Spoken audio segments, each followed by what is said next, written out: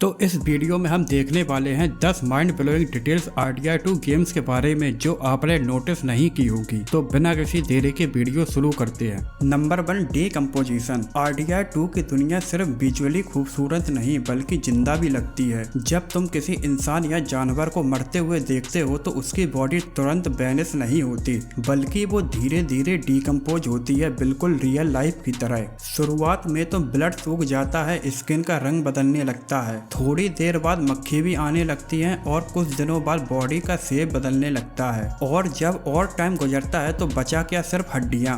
Vultures और दूसरे जानवर भी आकर बॉडी को खाते हैं। ये सब कुछ स्क्रिप्टेड नहीं होता बल्कि नेचुरल फ्लो में होता है। और आपको बता दूं कि मौसम भी इफेक्ट करता है। ठंड में डीकम्पोजिशन स्लो होती है, गर्मी में फास्ट होती है। और अगर आप कुछ दिनों बाद उसी जगह वापस जाओ जहां आपने फाइट की थी तो उसी जगह पर आपको स्केलेटन या वल्चर्स भी मिलेंगे और ये प्रूफ होता है कि यहाँ पर कुछ तो हुआ था। ये सब छोटी छोटी डिटेल्स RDR2 की दुनिया को अलाइव बनाती हैं और हर बॉडी अपनी कहानी छोड़ जाती है जिससे गेम में मौत भी जिंदा महसूस होती है। Number 2, turbines react to force. RDR2 में सिर्फ एनवायरनमेंट ही रियल नहीं है बल्कि हर छोटी छोटी चीज भी फिजिक्स के रूल फॉलो करती है। जैसे अगर आप किसी टर्बाइन को एरो से सही जगह हिट करते हो तो वो उस इम्पैक्ट की डायरेक्शन में घूमती है। यह इतना रियलिस्टिक मूवमेंट लगता है कि जैसे गेम में एक्चुअल फिजिक्स इंजन का जादू चल रहा हो। ये एक छोटी सी डिटेल है लेकिन ये दिखाता है कि रॉकस्टार ने किस लेवल का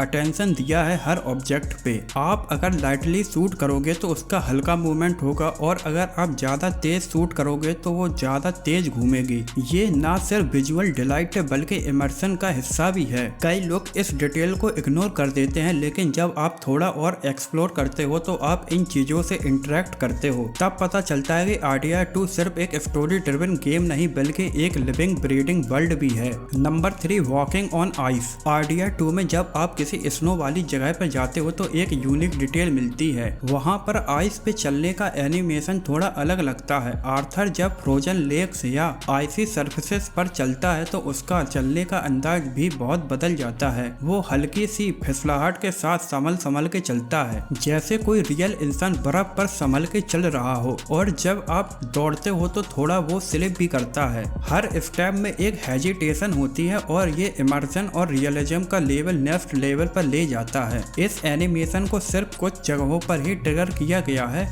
जो गेम के बर्फ वाले रीजन में मिलती है। रॉकस्टार ने इतनी छोटी जगह के लिए भी कस्टम एनिमेशन बनाए हैं और यही सोचकर समझ आता है कि उन्होंने इस गेम में कितनी डिटेल डाली है। आज भी कई गेम्स में बर्फ का सिर्फ एक टेक्सचर होता है लेकिन RDR2 में बर्फ के ऊपर चलना एक रियल चैलेंज लगता है। ये बस एक छोटी डिटेल है लेकिन बहुत पावरफुल भी है। Number 4, animals actually Hunt. RDR2 का वाइल्ड लाइफ सिस्टम अपने आप में एक इकोसिस्टम है। इस गेम में जानवर सिर्फ बैकग्राउंड डेकोरेशन के लिए नहीं बल्कि एक्चुअल जंगल के रूल्स भी फॉलो करते हैं। प्रेडेटर्स लाइक वोल्व्स और बियर एक्टिवली हंट करते हैं और आप देखोगे कि एक रिवर के पास कोई भालू मछली पकड़ते हुए दिखता है या फिर हवा में कोई ईगल गोता मारते हुए रैबिट्स को पकड़ती है। ये सब स्क्रिप्टेड नहीं बल्कि ये रियल टाइम इवेंट हैं जो आपके आसपास भी होते हैं लेकिन आप उन पर ध्यान नहीं देते। और मजेदार बात यह है कि जब आप इन इवेंट्स को इंटरप्ट करते हो तो वो रियल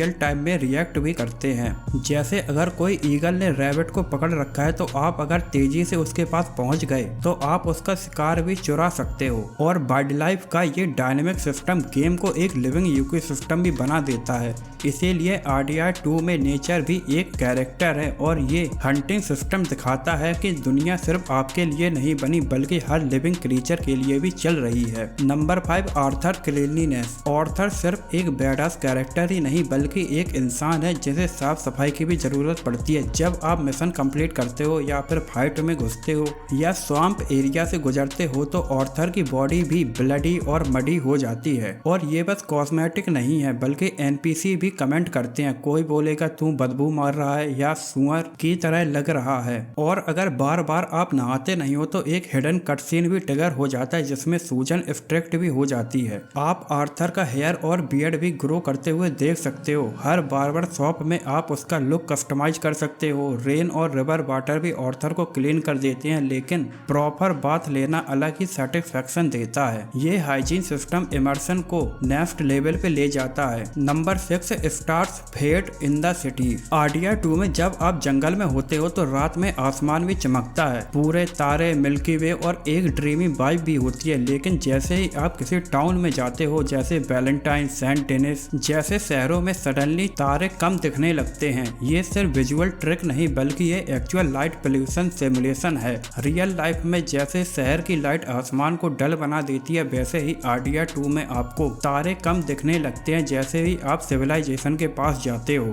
ये बस एक छोटी सी डिटेल्स ही नहीं लगती बल्कि ये गेम के इमर्शन को एक नेक्स्ट लेवल पर ले जाती है। ये इतना सटल है कि बहुत लोग इसे नोटिस भी नहीं करते, लेकिन जब आप इसे पहली बार फील करते हो तो हम लोगों को ये रियलाइज होता है कि रॉकस्टार ने कितना पॉलिश गेम दिया है। ये नाइट स्काई का डिफरेंस सिर्फ एक एनवायरमेंटल चेंज नहीं बल्कि गेम के मूड को भी चेंज करता है। शहर में जैसे ही वाइब हेक्टिक हो जाती है और जंगल में ही आपको पीस भी महसूस होने लगती है। ये बस सिर्फ स्काई की वजह से ही होता है। Number 7 trucks and boats react realistically. RDR 2 में जब आप एक पानी से भरी ट्रक में गोली चलाते हो तो उसमें से धीरे धीरे पानी लीक होना शुरू हो जाता है, और अगर आप बोट में गोली चला देते हो तो वो स्लोली पानी से भरने लगती है, और अगर ज्यादा डैमेज हो गई तो वो बोट सिंक भी हो जाती है। ये कोई सिनेमैटिक स्क्रिप्टेड मूवमेंट नहीं होता बल्कि ये रियल लाइफ एनवायरनमेंट रिस्पॉन्स होता है। जिस जगह गोली लगती है उसी स्पॉट से रिएक्शन मिलता है। वाटर फिजिक्स और ऑब्जेक्ट डैमेज इतना नेचुरल फील होता है कि लगता है कि आप किसी सिमुलेशन में हो। हम इस डिटेल को स्टोरी मिशन में यूज नहीं कर सकते, लेकिन जब भी हम फ्री घूम रहे होते हैं तब हम ये सब एक्सपेरिमेंट कर सकते हैं। एक ट्रक का ड्रेन होना या किसी छोटी बोट का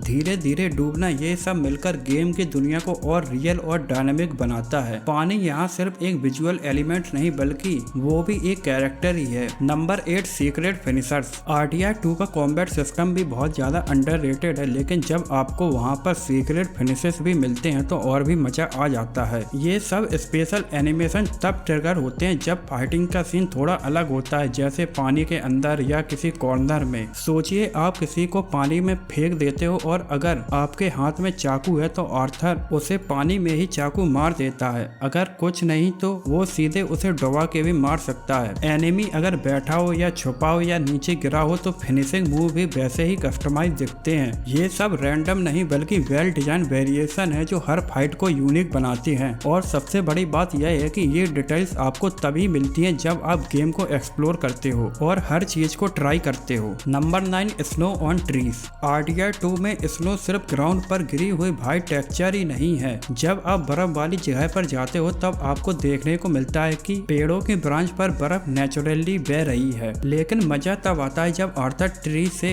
छूते हुए निकलता है और स्नो नीचे गिरती है, बिल्कुल रियल लाइफ की तरह। और बर्फ गिरने का पैटर्न भी एक जैसा नहीं होता, कभी कभी हल्की गिरती है, कभी कभी भारी भी गिरती है और कभी एक साथ पूरी गिर जाती है। ये सब कुछ डिपेंड आपके मूवमेंट पर ही होता है। और बात यहीं पर खत्म नहीं होती, जब आप स्नो पर चलते हो तो क्रंचिंग साउंड भी आती है, और ये वाला इफेक्ट 2018 में किसी भी ओपन वर्ल्ड गेम में नहीं था और आजकल के नए गेम में भी ये डिटेल मिसिंग होती है। Number 10 Arthur's eye reflection and veins. Arthur Morgan इस गेम में सिर्फ एक कैरेक्टर नहीं बल्कि एक जिंदा इंसान भी लगता है, और जब आप उसकी आंखों में झांकते हो तो लिटरली पूरी दुनिया दिखती है। गेम में उसकी आंखों में एनवायरनमेंट का पूरा एक्चुअल रिफ्लेक्शन भी दिखता है, जैसे कैंप फायर की रोशनी या दूर का सनसेट। अगर आप उसकी आंखों में जूम भी करते हो तो आपको उसकी लाल कलर की नसें भी दिखती हैं, और ये सिर्फ रैंडम टेक्सचर ही नहीं बल्कि रियल लाइफ डिटेल्स हैं। और जब आर्थर ज्यादा थका हुआ होता है या बीमार होता है तो उसकी आंखों की नसों का कलर भी बदल जाता है, और स्टोरी के इमोशनल मोमेंट्स में आर्थर की आंखों में उदासी भी दिखती है, और जब आप बस एक लुक से समझ जाते हो कि उसके अंदर क्या चल रहा है।